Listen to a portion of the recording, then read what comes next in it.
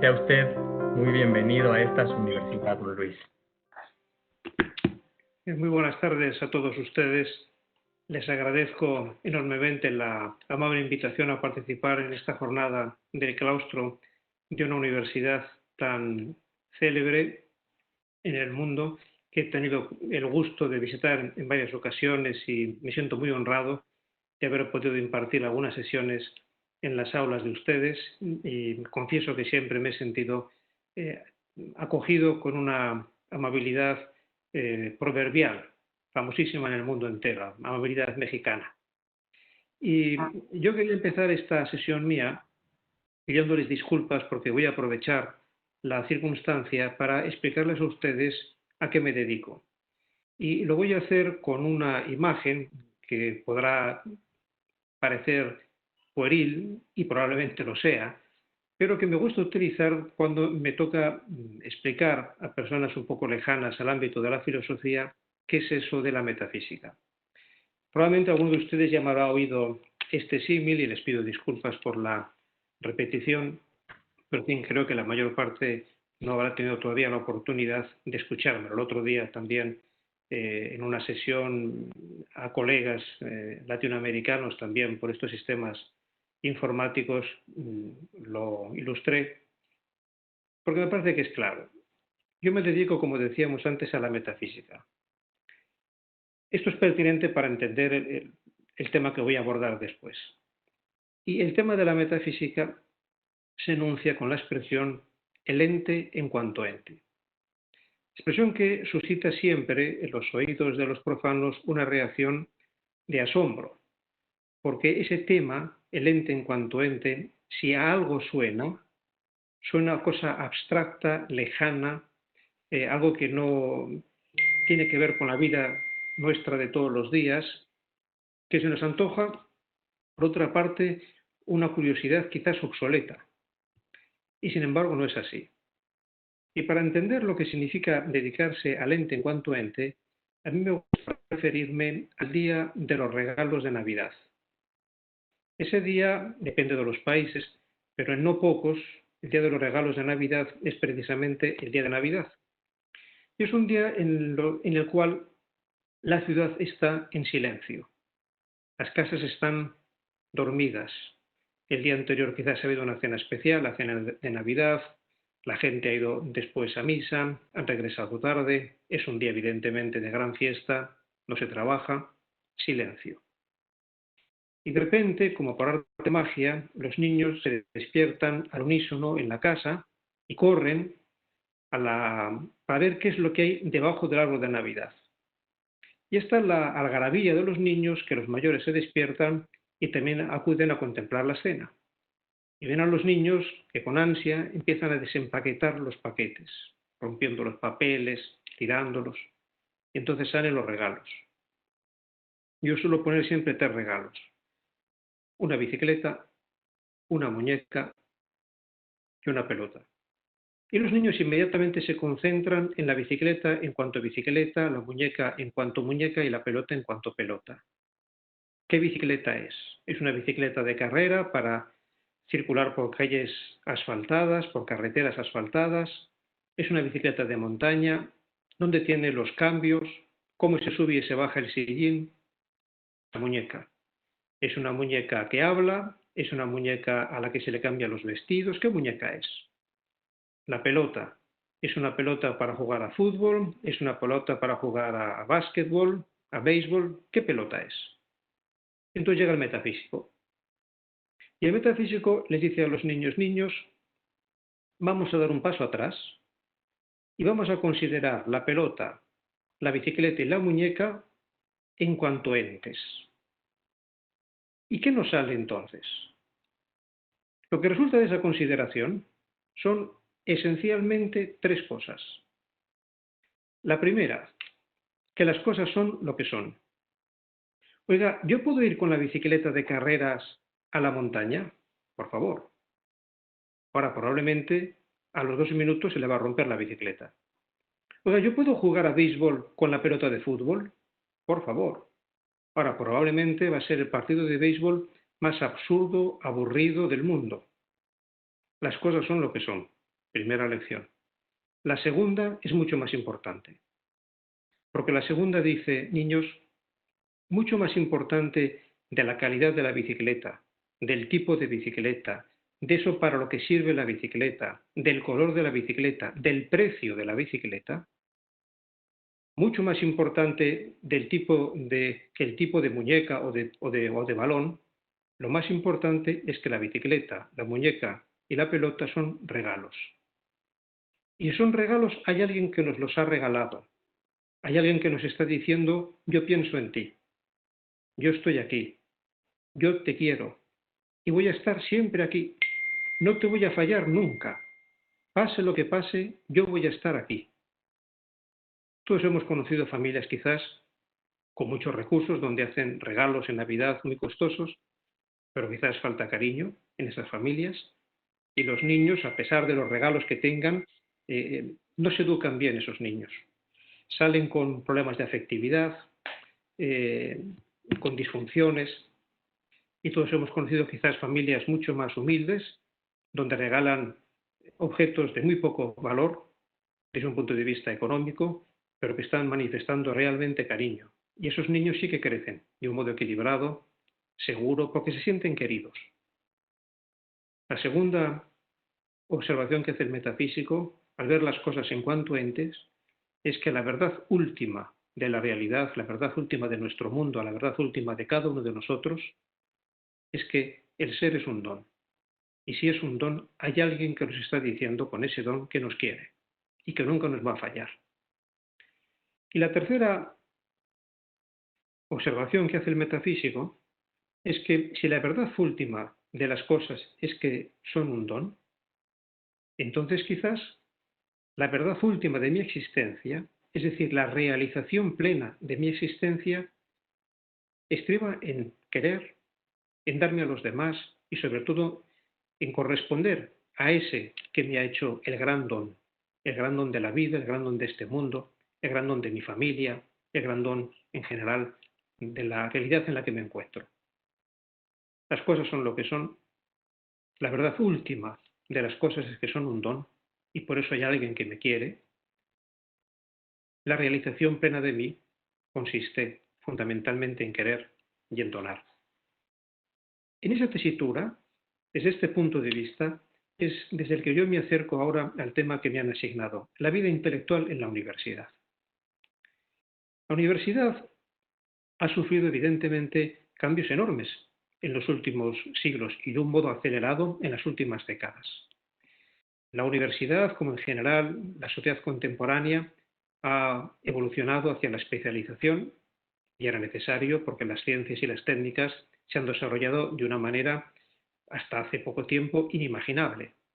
Esta es la complejidad de los resultados que se van adquiriendo en todos los ámbitos científicos, que una persona es incapaz de dominar toda esa masa gigantesca de conocimientos y de metodologías de estudio. Por eso necesariamente nos hemos orientado hacia la especialización. Es una universidad que además lo que pretende es en gran medida formar a personas profesionalmente competentes que puedan gestionar la complejidad del mundo contemporáneo, que puedan ofrecer un servicio a la sociedad y a las familias que formarán con una competencia profesional seria. Pero es también una universidad que en las últimas décadas está viviendo una transformación importante por el aparecer y el desarrollarse de las metodologías como por ejemplo la que estamos utilizando ahora. Esas metodologías se han multiplicado y están generando transformaciones en lo que es el modo de enseñar y el modo de aprender, y que duda cabe que estas circunstancias que estamos ahora viviendo, con todo lo dramático que tienen, de la pandemia, de personas que están sufriendo, que duda cabe que estas circunstancias han, por decirlo así, acelerado todavía más este proceso de introducción en la vida universitaria de nuevas metodologías. En este contexto de una universidad que está cambiando, de una universidad que vive procesos acelerados, es muy importante que la universidad no pierda de vista su propia identidad. eso que la caracteriza en cuanto tal, lo que hace que la universidad sea universidad.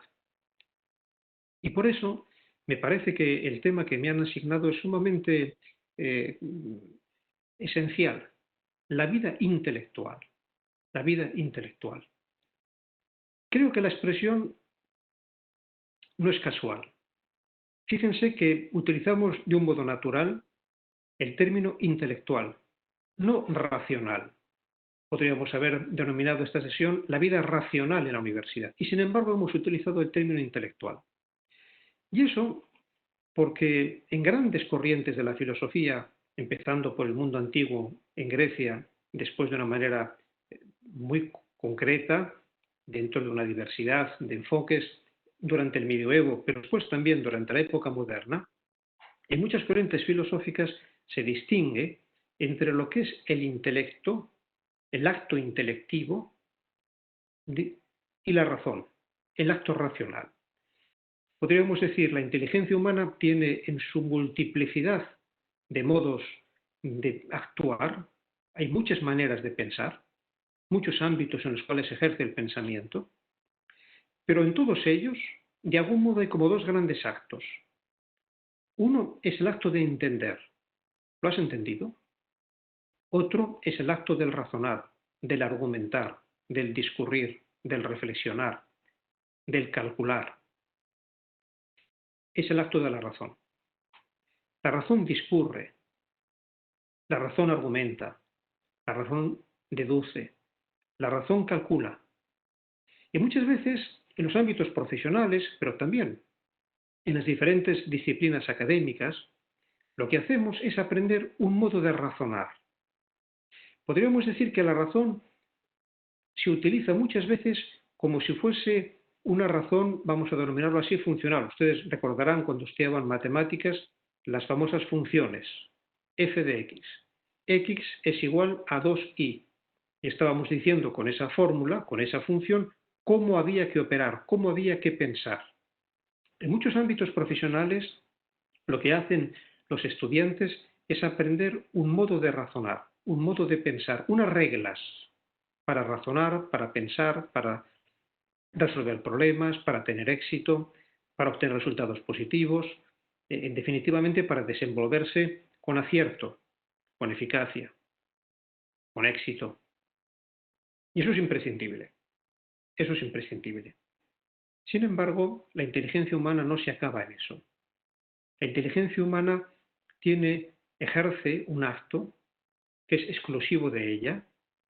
Muchos modos de razonar se pueden también reproducir en una computadora.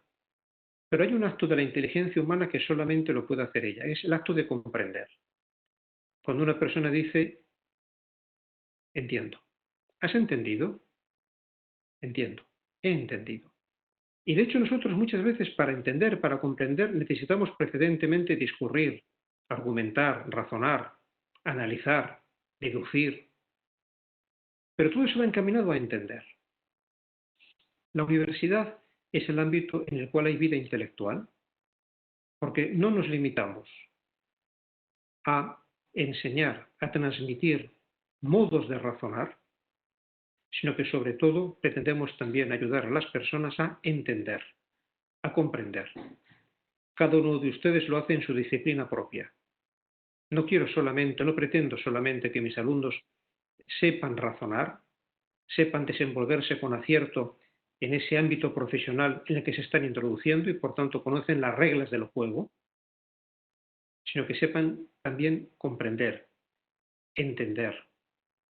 Y entonces, el gran desafío de la universidad, sobre todo de cara a lo que es la tarea del profesor, es que el profesor universitario es una persona que, dominando muy bien la metodología de trabajo de su ámbito de estudio, siendo una persona muy competente en todas las técnicas metodológicas de razonamiento, de investigación, etcétera, que son características de su ámbito de estudio, siendo por tanto una persona que sabe razonar muy bien en su disciplina, al mismo tiempo, el profesor universitario lo que busca es entender. Y cuando la persona entiende, es capaz de explicar lo que ha entendido a gente ajena a su ámbito de estudio. En eso se demuestra muchas veces si una persona ha entendido o no ha entendido y hasta qué punto ha entendido el tema que está tratando. Eso, por ejemplo, es muy evidente en los médicos. El médico, el gran médico, es el que es capaz de explicar al paciente lo que le pasa de una manera, con unas palabras, unos términos, unas expresiones que el paciente entiende, sin refugiarse, por decirlo así, en la terminología técnica del médico. Porque muchas veces puede pasar que una persona se refugie en la terminología técnica de su disciplina académica porque es muy cómodo, porque todo el mundo la comparte, porque es más fácil en ella argumentar, pero a veces quizás puede haber una deficiencia de comprensión. El buen profesor universitario, el buen experto en un tema es la persona que precisamente porque ha comprendido de qué estamos hablando, de qué se trata, precisamente por eso es capaz después de explicarlo a gente que pertenece a otros ámbitos de estudio o a personas que no tienen una preparación intelectual suficiente, pero es capaz de explicar, es capaz de utilizar el lenguaje común, eso que a veces podríamos o se ha denominado la razón común, la razón cívica, la razón de todos los ciudadanos, esa razón que compartimos todos los seres humanos. ¿Eso qué significa? ¿Qué significa que el profesor universitario tiene vida intelectual precisamente porque es capaz de comprender o porque aspira a comprender? Que el profesor universitario es intelectual porque de vez en cuando, yo diría de una manera más intensa a medida que va pasando la vida académica, hace un poco como el metafísico que les decía al principio. Se detiene y da un paso atrás. Se detiene en su quehacer investigador, en su quehacer docente, da un paso atrás y se pregunta, ¿pero aquí de qué estamos hablando? Y concretamente se pregunta, ¿desde qué presupuestos estamos nosotros pensando en esta disciplina académica? Cuentan que hacia principios del siglo XX, un día, cuando iban a empezar las clases en la universidad, Max Planck, el famoso físico alemán de la mecánica cuántica, salía de su casa, iba a empezar ese día las clases en la universidad, y le dijo a uno de sus hijos, hoy empieza mi curso en la universidad.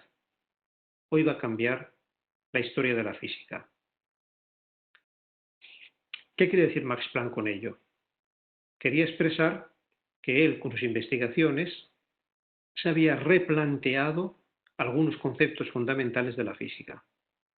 Es lo mismo que hizo después, poco tiempo después, Einstein. Volvió a replantearse algunos conceptos fundamentales de la física. Es decir, un profesor universitario es el profesor que a medida que va pasando el tiempo y que va madurando en toda su disciplina, en toda la investigación, en su ámbito de estudios, llega a detenerse, a dar un paso atrás y a decir, nosotros en esta disciplina, ¿desde qué presupuestos estamos pensando? Y por lo tanto, los resultados a los que hemos llegado, ¿qué valor tienen? Es entonces cuando la persona empieza a estar en condiciones de comprender verdaderamente lo que está haciendo, lo que está tratando, lo que está investigando, cuando se cuestionan los presupuestos. Y esos presupuestos son, para empezar, los conceptos fundamentales desde los que se parte. Toda disciplina académica parte de una serie de conceptos fundamentales que muchas veces presupone, da por descontado, o que a veces simplemente se limita a enunciar, a evocar por una cita de un gran personaje de su disciplina, y luego pasa ya a lo siguiente. Se parte de esos presupuestos, de estos conceptos fundamentales, y vamos a lo siguiente. El gran profesor es el que dice, pero estos conceptos fundamentales, ¿cuáles son? ¿Qué consecuencias tienen? ¿En qué están apoyados? Presupuestos son también las metodologías de investigación. En muchas disciplinas, el método de investigación no es aséptico. Habitualmente son métodos que están ya consolidados por el paso del tiempo, con resultados objetivos y por tanto son métodos que hay que conocer y que tienen su valor. Pero también es importante que el profesor a veces se detenga a considerar la metodología de investigación o la racionalidad que nosotros utilizamos en nuestro ámbito de estudio. El jurista en los foros, el economista al analizar los problemas, el psicólogo cuando se enfrenta con un paciente, el sociólogo cuando considera un fenómeno de la sociedad. El modo de considerar ese fenómeno por parte del sociólogo, de analizar el paciente por parte del psicólogo, de considerar un problema por parte del jurista, de enfrentarse con un desafío por parte del economista, el modo, es decir, la racionalidad que yo utilizo, esa racionalidad, ¿qué racionalidad es? Y plantearse el tema de la metodología, es decir, no darla por descontado, enfrentarse con ella, ayuda también a matizar, a precisar, quizás a detectar insuficiencias, o por el contrario, a darse cuenta de grandes logros que vale la pena impulsar. El gran profesor se plantea los presupuestos, los conceptos fundamentales, la metodología de estudio, de investigación, el modo de razonar de su disciplina y, en tercer lugar, los paradigmas hermenéuticos de interpretación de los resultados. Hemos hecho este proceso de investigación, hemos hecho este análisis de un paciente, hemos llevado a cabo una consideración de un fenómeno social. ¿El resultado cómo lo interpreto? ¿Desde qué paradigma de interpretación, desde qué paradigma hermenéutico yo me acerco al resultado para comprenderlo? Porque interpretar significa fundamentalmente comprender. En griego, hermenéutica significa interpretación, pero no en el sentido de una interpretación, por decirlo así,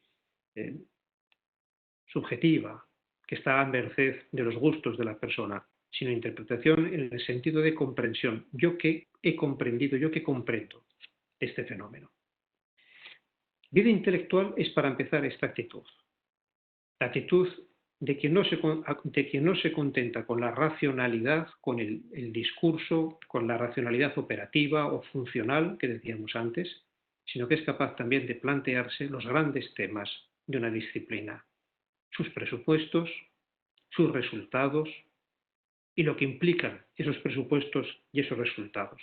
Es una visión que podríamos denominar, creo que se entenderá esta expresión, sapiencial. La vida intelectual es una vida sapiencial. Pero muchas veces estos presupuestos de las disciplinas a las que me estoy refiriendo son presupuestos que a su vez se apoyan en presupuestos todavía más radicales. Disculpen un poco la complejidad del discurso. Se apoyan estos presupuestos en otros que son más radicales y que son de carácter más antropológico, de naturaleza más filosófica. Estos conceptos fundamentales en el ámbito, pongamos por caso, de la psicología o de la sociología o del derecho o de la economía o de la historia, estos conceptos fundamentales de los que yo parto y con los que yo estoy operando, estas metodologías de trabajo, de análisis, de razonamiento, de investigación, estos marcos de interpretación de los resultados que yo utilizo, ¿qué idea de hombre, de ser humano están presuponiendo? ¿Qué idea de relación entre las personas están presuponiendo? ¿Qué idea de existencia están presuponiendo? ¿Qué idea de sociedad están presuponiendo? Porque estos presupuestos ya de carácter más antropológico orientan de una manera muchas veces tácita, sin darnos cuenta, modos de pensar, modos de evaluar, modos de presentar las diferentes disciplinas. Y esto, como es evidente en todos los ámbitos que tienen que ver con el ser humano, es particularmente claro. Sociología, psicología, economía, derecho, historia, pedagogía. ¿Qué idea de ser humano estamos presuponiendo? Y es entonces cuando el profesor universitario empieza a adquirir peso, empieza a adquirir verdaderamente madurez intelectual, tiene vida intelectual. Porque Para plantearse estos presupuestos, para enfrentarse con estos presupuestos, necesita muchas veces hacer lecturas un poco filosóficas, tener relaciones interdisciplinares, conversar con colegas de otros ámbitos, pero que le pueden dar ideas, que le ayudan a reflexionar, le ayudan a pensar. Y es entonces cuando realmente empieza a haber vida intelectual. Y esa vida intelectual ayuda a un pensamiento crítico, en el buen sentido de la palabra, y a ser personas propositivas, innovadoras, con capacidad creativa desde un punto de vista cultural. Y eso es una universidad, un ámbito en el cual no solamente se vive de una cultura, se vive una cultura, sino se genera cultura, se crea cultura, porque hay innovación, porque hay creatividad. Pero además, y precisamente por esto que estábamos diciendo, la vida intelectual no solamente es cuestionarse los presupuestos y pensar esos presupuestos, valorar esos presupuestos, sino que además precisamente porque vamos a la raíz de las cosas, en la vida intelectual aparece también la sensibilidad por lo humano. Una universidad es un ámbito en el cual profesores y alumnos constituyen una comunidad de intelectuales porque van a los temas de fondo de las diferentes disciplinas y porque se enfrentan también con los temas de fondo del ser humano, de su existencia y de la sociedad. Y por eso en una universidad se forman no solamente a grandes expertos en algunas disciplinas, muy sofisticadas, y es necesario que lo sean. Los egresados tienen que incorporarse a la vida laboral con competencia, pero además de eso, de ser personas competentes, son personas intelectuales, porque han ido adquiriendo el hábito de plantearse los presupuestos y han aprendido también, por eso, a ser creativos y a tener sensibilidad humana, sensibilidad por lo humano, por el ser humano, por sus conciudadanos, por los problemas de la sociedad. El intelectual no es la persona que está simplemente recluida en su ámbito, tiene ese enorme influjo cultural. Volvamos al caso que citábamos antes de Max Planck. Max Planck fue un hombre caracterizado por ese gran descubrimiento, premio Nobel por la teoría cuántica, un hombre que sufrió mucho en su vida, falleció su primera esposa, luego volvió a casarse cuando todavía era joven, fallecieron sus dos hijas, luego falleció un hijo en la Primera Guerra Mundial, luego falleció otro hijo porque fue condenado hacia el final de la guerra, de la Segunda Guerra Mundial, porque había participado en un atentado contra Hitler. Hombre que sufrió mucho en su vida, pero un hombre, un gran físico, profundamente religioso, y además con un amor muy grande por la música. Tocaba muy bien el piano, era su gran pasión, la música, pero un hombre profundamente religioso al mismo tiempo. Y es que, y con esto quisiera concluir, vida intelectual significa precisamente por eso, porque nos planteamos los presupuestos y se genera un pensamiento crítico profundo y propositivo, positivo, y porque además hay sensibilidad por lo humano, por el ser humano y sus desafíos. Precisamente por eso el intelectual es la persona que es consciente de que para poder ser innovador en el mundo de su propia disciplina y en el mundo de la cultura, tiene que estar por dentro inspirado. Y esta expresión inspiración es sumamente reveladora, porque fíjense ustedes que para indicar la persona creativa, en lugar de utilizar una palabra que empezase con la preposición ex, por ejemplo, extraer, que ex indica sacar desde dentro hacia afuera, utilizamos una palabra, inspirar, con el prefijo in que indica hacia adentro. Y con esta expresión estamos queriendo decir que para poder ser personas creativas, expresar una novedad, primero tenemos que introducir dentro de nosotros un espíritu, una fuente que nos da luz. Inspiración significa introducir una fuente de luz para ser capaces después de expresar novedades con creatividad. Por eso me parece que la vida intelectual significa, y concluyo, que el profesor universitario es una mujer, es un hombre que procura fomentar un cierto interés por la lectura de los grandes pensadores y que al mismo tiempo descubre, para quien es creyente, en el Evangelio, una fuente de enorme riqueza para su inspiración cultural. Espero haberme explicado en este desarrollo. Les pido disculpas porque evidentemente ha sido un poquito denso, me hago cargo, quizás demasiado denso para estas horas ya de la tarde después de una jornada tan intensa como la suya, pero este es un poco por decirlo así, el mensaje que yo modestamente quería a ustedes transmitirles. Les agradezco mucho la atención y estamos disponibles para cualquier comentario, aclaración, en fin, que ustedes deseen. Muchas gracias. Apreciamos sinceramente su participación, don Luis. Muchísimas gracias. Y tenemos tiempo a las preguntas, a la sesión de preguntas. Hay un sinnúmero de preguntas. Lamentablemente, pues tenemos que elegir unas 2 o 3, don Luis, y le hago una primera pregunta. Nos preguntan, ¿tiene el profesor universitario algún imperativo ético que de alguna forma, después de haber profundizado en el análisis de diversas posturas científicas en torno a alguna cuestión polémica, lo obligue a compartir con sus alumnos esa postura o las razones, digamos, que fundamentan esa postura? Bueno, yo creo que el profesor universitario evidentemente tiene que ser honesto. Y el imperativo ético que tiene el profesor universitario, como creo que posee cualquier persona, es el imperativo de la verdad. Y la honestidad consiste, para empezar, en manifestar de una manera respetuosa, pero al mismo tiempo sincera, lo que uno considera que es la verdad.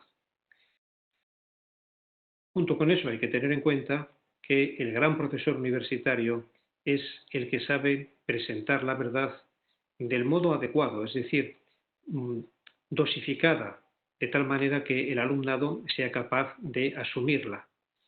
Si pretendemos exponer desde el principio cuestiones muy complejas, como es evidente, nadie nos va a entender. O incluso se puede generar malentendidos. Por eso, junto con el imperativo de la honestidad intelectual y del respeto, por tanto, a la verdad, me parece que también hay un imperativo, que es el imperativo de la prudencia del profesor, que sabe después modular esa presentación según las circunstancias, el tipo de alumnado, el contexto en el que nos encontramos, etc. Eso me parece que es propio también de cualquier persona que tiene una responsabilidad con respecto a otras.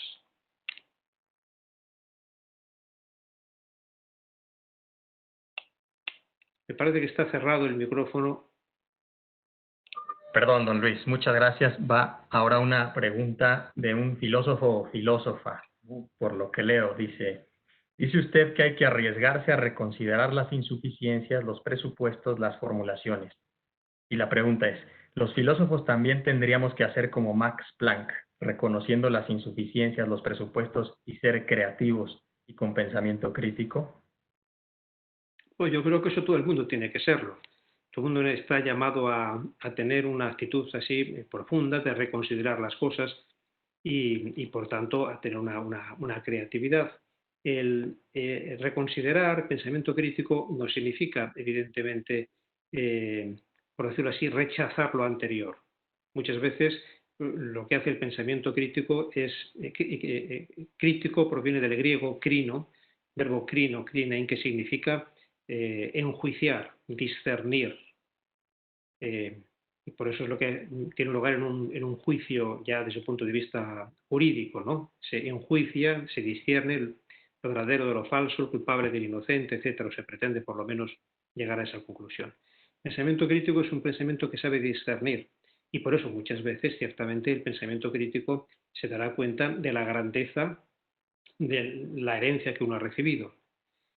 Y muchas veces se dará cuenta de que la insuficiencia no está tanto en la herencia recibida, sino en la comprensión que yo he adquirido de esa herencia.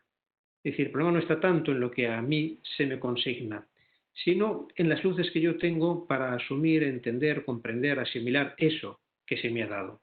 Entonces el pensamiento crítico es muchas veces un pensamiento autocrítico que nos lleva a decir, caramba, este tema yo creo que habría que trabajarlo, que yo debería trabajarlo un poco más para entenderlo. Pero creo que efectivamente es un pensamiento en todos los ámbitos creador, creativo, no porque vaya a base de revoluciones necesariamente, en algún caso sí, quizás, sino sobre todo porque construye desde una herencia que uno ha sabido valorar, ha sabido discernir, ha sabido asimilar y desde ella, quizás muchas veces desde esa inspiración, se prosigue. Muchas gracias, don Luis. Tenemos tiempo de algunas preguntas más. Otra dice, ¿podría explicar cómo podemos fomentar la integración de saberes? A veces da la impresión de que solo es algo que podría hacerse desde la filosofía o las humanidades. ¿Es posible que profesores de otras disciplinas podamos hacerlo? Bueno, yo creo que en la universidad, en la gran universidad, se ha caracterizado también porque había grandes profesores en muchísimas disciplinas que siendo personas muy expertas en esas disciplinas al mismo tiempo eran grandes humanistas. No porque supiesen mucho de humanidades, algo sabían, ciertamente, algo sabían, sino porque eran personas que tenían sensibilidad por lo humano, que habían leído, habían leído.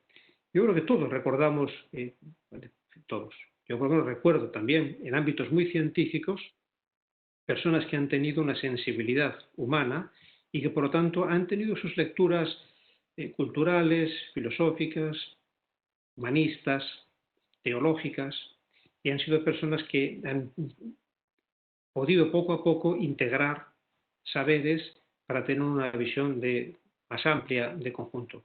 Creo que esto es capaz de hacerlo cualquier persona que tenga un interés por la lectura, por leer libros, grandes libros de estos ámbitos, ámbitos de humanidades, ámbitos de la filosofía, ámbitos de la teología, que le ayudarán sin duda alguna. Y en segundo lugar, me parece que es muy útil también el diálogo interdisciplinar.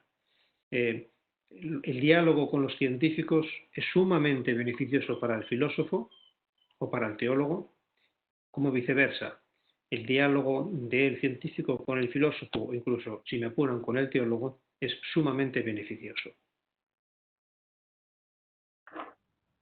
Muchas gracias, don Luis. Una pregunta más que tiene relación con esto que acaba de señalar y preguntan si una vida intelectual en la universidad implica un interés, una escucha de lo teológico y a partir de esto no necesitamos todos en cualquier área primero un contacto con la filosofía para poder conseguirlo primero.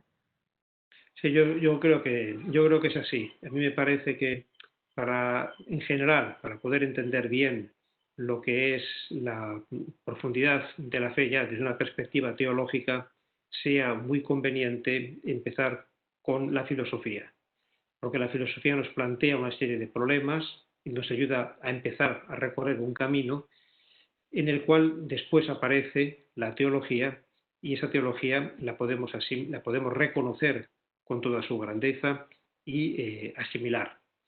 Me parece por eso que el momento filosófico sea muy importante. Pero yo creo que esto de lo que estamos hablando no es un tema tan complejo. No es una cuestión solamente para algunas mentes especialmente dotadas. Cualquier profesor universitario que tenga interés y que se ponga a leer, verá como poco a poco se le suscita ese afán por conocer estos grandes temas que desde su disciplina se presentan en ámbito filosófico y luego teológico. Y entonces es interesante, se empieza a enriquecer la biblioteca del profesor universitario. A veces, para ver la vida intelectual, uno tendría que echar un vistazo a la biblioteca de una persona. La biblioteca pueden ser libros físicos o pueden ser los libros que tenemos en el tablet, ¿no? en la computadora y los leemos allá. Eso da igual. Pero viendo la biblioteca uno se hace cargo de qué vida intelectual tenemos. Perdón si soy demasiado explícito. Muchísimas gracias, don Luis. Agradecemos muchísimo pues que se haya conectado desde la ciudad de Roma y compartido estas reflexiones con nosotros. De verdad ha sido un honor. Reciba nuestros saludos. Que pase una muy buena tarde, don Luis. Muchas gracias por acompañarnos. Muchas gracias a ustedes. Yo simplemente quería concluir, porque claro, me parece que es lógico, ¿no? Siendo un padrecito, ¿no? Pues concluir diciéndoles a ustedes que desde aquí de Roma uno tiene una visión universal, estamos en el corazón de la Iglesia y que por eso nos acordamos mucho de rezar también por México en este momento de dificultad con todo el tema de la pandemia.